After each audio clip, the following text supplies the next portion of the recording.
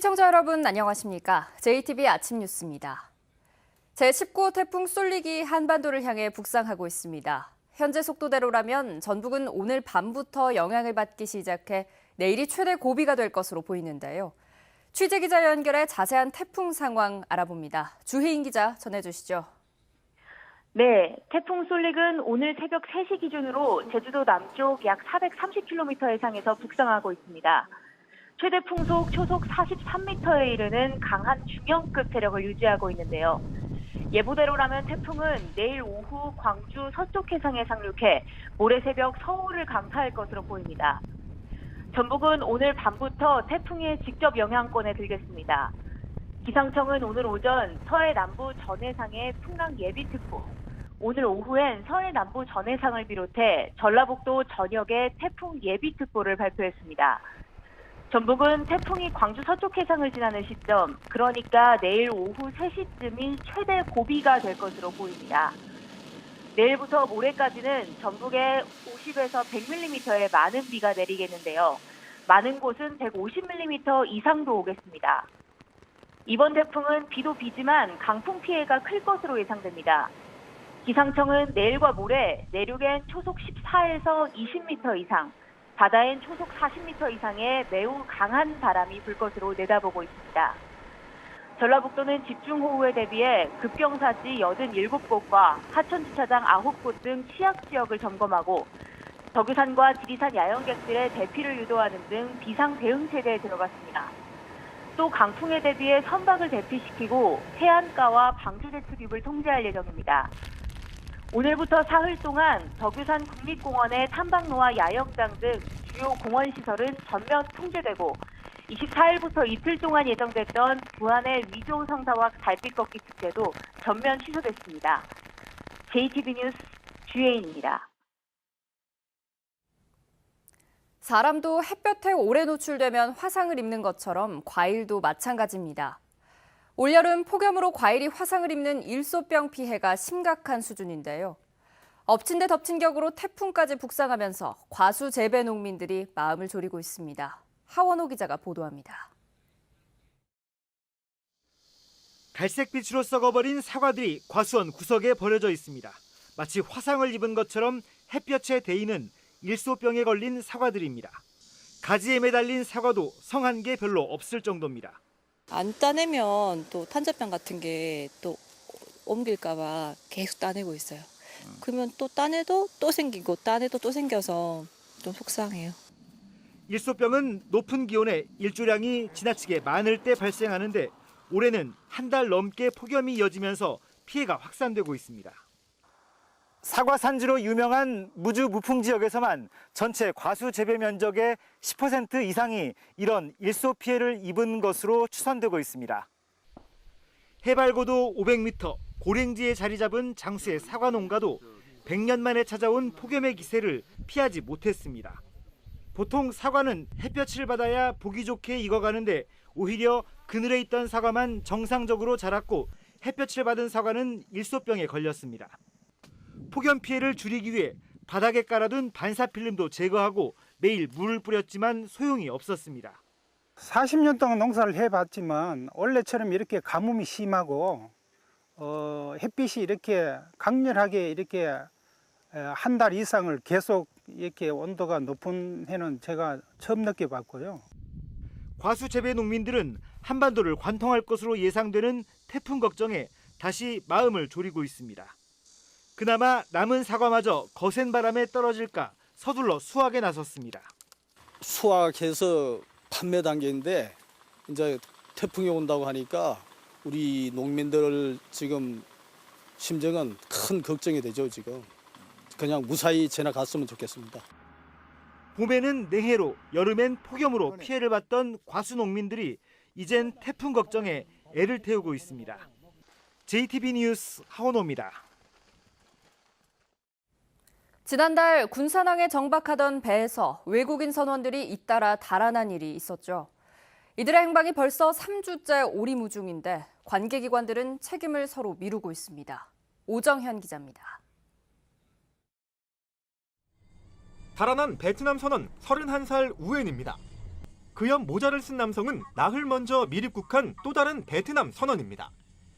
군산항에 정박하던 화물선에서 지난달 26일과 30일 잇따라 도주한 이들은 익산행 택시 블랙박스에 모습을 남기고 감쪽같이 사라졌습니다. 옆에 공터가 있거든. 그쪽으로 뭐 나갔다는 얘기도 있고. 나 아직 밝혀진 것이 없으니 어떻게 나갔는가를 모르지. 저 건너편이 외국인 선원이 도주한 부두입니다. 해경은 이곳 울타리를 넘어 도주한 것으로 추정하고 있는데 달아나 미입국한 지 벌써 3주가 지났지만 행방은 아직까지 묘연한 상태입니다. 경찰은 배에 남은 선원 휴대폰을 압수해 분석하는 등 중간에 낀 브로커가 있는지 수사력을 집중했지만 의미 있는 단서를 캐내진 못했습니다. 이런 가운데 참고인격이었던 선원들은 지난 10일 배와 함께 베트남으로 돌아갔습니다. 이후로는 사실상 손을 놓고 있습니다. 출입국관리사무소에서 주도적으로 수사를 하고 저희가 이제 보조 역할을 하는 거라서 미입국이나 이제 선원 무단 이탈은 출입국관리소 관할입니다.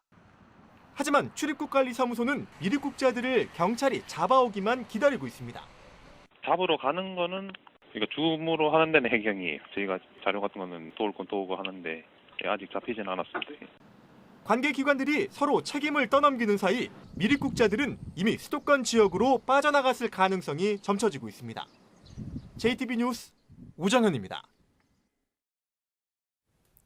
국민연금공단 기금운용본부의 서울 사무소가 필요하다는 주장이 또 제기됐습니다.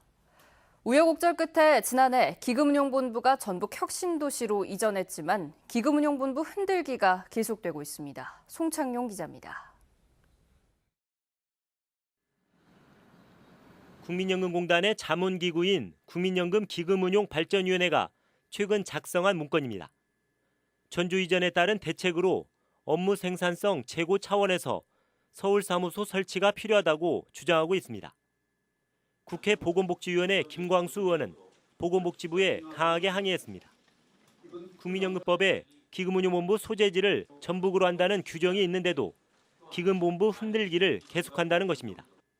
국민연금의 최근 여러 가지 문제들이 전주라고 하는 지역으로 이전됐기 때문에 모든 문제가 생긴 것입니까? 보건복지부는 자문기구의 제안일 뿐이라며 서울 사무소 설치 계획이 없다고 해명했습니다. 저는 서울 사무소 설치 필요성이 있다는 말 전혀 언급한 적도 없고요. 또 그럴 뜻도 없습니다. 그러나 기금운용본부의 서울 사무소 설치 시도는 이번이 처음이 아닙니다. 기금운용본부는 지난해 6월 서울 강남 사옥에 대형 회의실을 만들어 서울 사무소 설치 논란이 일었습니다. 이제 외부의 위원들이 많이 참여하시면서 오는 거하고 또 우리가 주관하는 회의가 아닌 게 있어요. 그런 회의 용도로 만들었습니다. 국민연금공단 기금운용본부 전주 이전은 국가 균형 발전을 위한 정부의 공공기관 이전 정책에 따른 겁니다. 하지만 기금운용본부가 주요 회의를 전주가 아닌 서울에서 열고 서울 사무소 설치 주장까지 계속 제기되면서 공공기관 이전 취지에 역행한다는 비판이 나오고 있습니다. JTB 뉴스 송창용입니다. 김제 스마트팜 혁신단지를 만드는 사업을 두고 농민단체가 중단을 요구하고 있습니다. 소수의 기업만을 위한 사업이 될 거라는 건데 전라도는 청년 창업농과 중소기자재 업체를 키우는 사업이라고 반박합니다. 권대성 기자입니다. 정보통신 기술을 이용해 농사를 짓는 스마트팜은 노동력은 덜 들어가고 생산성은 올라갑니다. 농민단체는 이 때문에 오히려 농민들이 힘들어질 거라고 주장합니다. 높아진 생산성으로 농산물이 과잉 공급되면 가격이 폭락한다는 겁니다. 일반 농민과 스마트팜 농민 모두 경쟁력을 잃게 돼 자본력 있는 소수 기업이 차지하게 될 거라는 설명입니다. 국내 농산물에서 지금 현재 유통되고 있는 거에 더 스마트팜에서 농사 짓는 것은 경쟁력이 없다는 겁니다. 의미가 없다는 거죠. 결국 같이 죽는 문제에 대해서 이미 구조적 문제가 있는데도 불구하고 전라북도는 농산물 과잉 공급은 사업에 대한 오해에서 나온 거라고 설명합니다. 스마트팜 혁신단지가 대규모 생산단지가 아니기 때문입니다. 청년들이 스마트팜 교육과 실습을 받고 창업을 돕는 단지를 만드는 데 한정된 거라는 겁니다. 또한 참여 기업들은 스마트팜 기자재를 연구 개발하는 중소업체로 농산물 생산 기업이 아니라고 강조합니다. 기업이 참여할 수 있는 공간이 실증 공간인데 이 실증 공간은 ICT 기자재에 대한 실증이고요. 생산 부분에 참여할 수 있는 기회는 없습니다. 전라북도는 스마트팜 혁신단지 사업의 논란을 줄이기 위해 기본 계획을 세울 때 농민단체를 참여시킬 계획입니다. JTB 뉴스 권대성입니다. 노선이 구불구불해 운전자들의 불만이 컸던 완주군 대둔산 앞 구간이 개선됩니다. 남원시 산내면에 체험이 가능한 개방형 목공방이 운영됩니다. 정원익 기자입니다. 도로가 좁고 선형이 불량한 국도 17호선 화산에서 운주 구간, 즉 대둔산 도립공원으로 가는 길이 개선될 것으로 보입니다.